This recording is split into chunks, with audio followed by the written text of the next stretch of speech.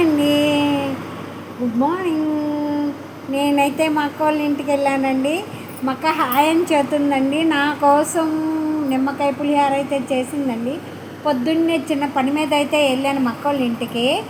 అలాగే ఏంచని గుడ్లు కూడా వేపి పక్కన పెట్టింది. మా అక్క తినదండి, ఎందుకంటే ఫస్ట్ నుంచి మా అక్కకి ఇష్టం ఉండదు.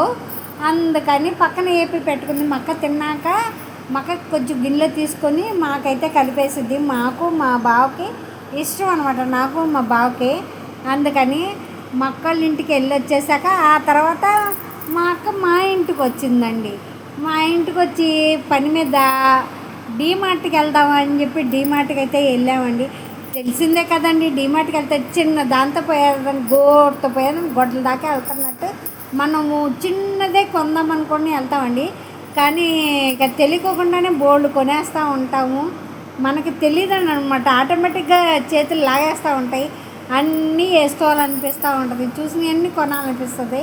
మా చిన్న తల్లిని అయితే మొయ్యకోకుండా చక్కగా దాని మీద అయితే కూర్చోబెట్టేసి మాకు నచ్చినవన్నీ మా కోడలు మా అబ్బాయి అయితే వేసేస్తున్నారు. మా అక్క నేను అయితే వీడియో అయితే తీసేసుకుంటున్నాము. ఇక తెలిసిందే కదండి, డీమార్ట్ అంటే ఇంకా మనకు వీడియోలు. ఇక లాస్ట్కి బయలుదేరి ఇంటికైతే వచ్చేసామండి.